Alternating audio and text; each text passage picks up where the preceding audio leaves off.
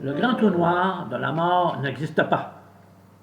Allez, chers amis, drôle de titre, n'est-ce pas, hein? Pourtant, depuis fort longtemps, on entend souvent dire qu'un jour la mort viendra pour nous tous. Certaines personnes même croient qu'à la mort, nous allons dans un grand trou noir pour ne plus jamais revenir, que tout est fini à ce moment. Par contre, les Écritures védiques nous disent constamment que l'on ne va pas mourir, que ce trou noir n'existe pas. Je vous reviens à ce propos dans quelques secondes. Laissez-moi vous raconter auparavant un petit souvenir qui remonte à plusieurs années. Dans ma jeunesse, je travaillais dans le déménagement et je côtoyais des hommes de mon âge dans ce travail. Un jour, je discutais avec deux compagnons de travail et un de nous a demandé où était un tel autre homme, qu'on ne voyait plus depuis quelque temps. Un de mes amis a répondu que cet homme est décédé. La conversation a continué et on a commencé à parler de la mort. Bien sûr, c'est un sujet pas trop joyeux. On se disait que ce moment viendra aussi pour nous. Par contre, dans cette conversation, un de mes amis a dit que lui ne va pas mourir.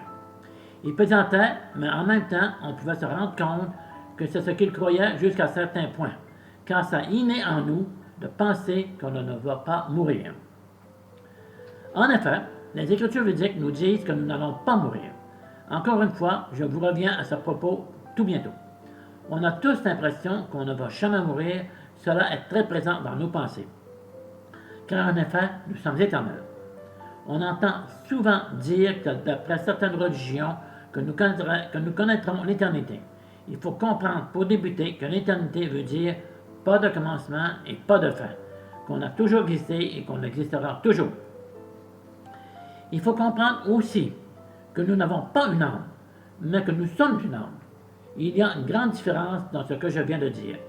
En effet, depuis ma naissance, j'entends dire que j'ai une âme, ce qui laisse comprendre que notre corps est notre vrai moi. Par contre, la philosophie de la conscience de Krishna nous dit que nous sommes une âme et non ce corps. Nous sommes donc différents de ce corps qui, lui, est temporaire.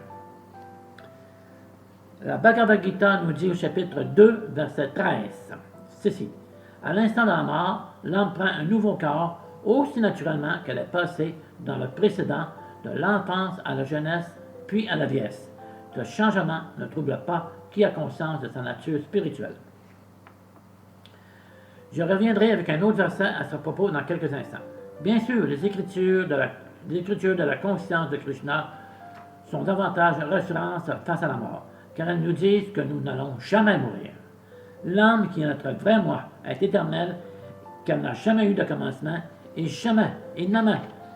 n'aura jamais de fin. Elle ne meurt pas avec le corps. Par contre, notre corps, avec les années, devient usé et inutile, et qu'il faut le changer pour en reprendre un nouveau.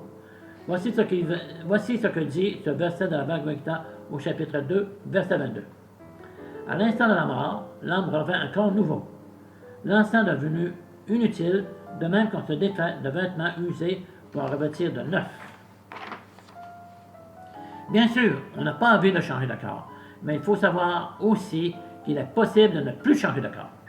C'est ce que je vais vous expliquer et aussi vous donner la façon de garder notre vrai corps éternellement. L'âme ainsi que le corps subtil, composé de l'intelligence, du mental et de l'ego, sont transportés dans un nouveau corps lorsque nous quittons ce dernier sans que nous voyions ceci. C'est comme l'odeur d'un parfum qui est transporté par l'air, sans que nous puissions voir ce qui se passe. Pourtant, par la senteur, nous pouvons nous rendre compte qu'il y a un parfum dans l'air. Il en va de même pour l'âme.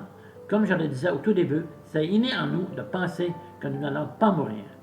Notre vrai moi, qui est l'âme, nous le fait ressentir quand nous avons en nous cette sensation d'éternité.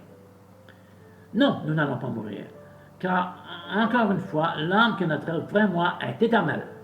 Ceci ne fait que changer de corps. Lorsque nous quittons ce corps, nous allons ailleurs pour reprendre un nouveau selon notre karma. Nous pourrons prendre un corps animal ou aller sur une planète édénique ou infernale. Bien sûr, ce changement de corps n'est pas souhaitable et ni agréable. Il faut reprendre notre vrai corps que nous avions avant de venir dans ce monde matériel.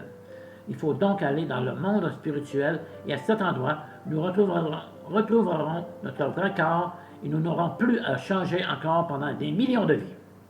Nous n'aurons qu'une vie, mais elle durera pour toujours dans un bonheur parfait en compagnie de Krishna. Il y a un processus pour retourner dans le monde spirituel. Il suffit de développer notre conscience spirituelle en chantant Hare Krishna, Krishna Krishna, Hare Hare.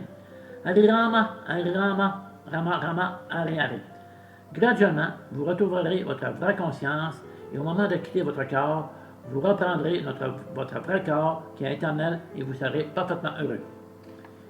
Krishna le confirme dans la Bhagavad Gita au chapitre 8, verset 5, qui dit « Quiconque au trépas, à l'instant de même de quitter le corps, se souvient de moi seul, atteint aussitôt ma demeure, n'en doute pas. » Pour se rappeler Krishna, il faut toujours rester le mantra Hare Krishna, Krishna Krishna, Hare Hare.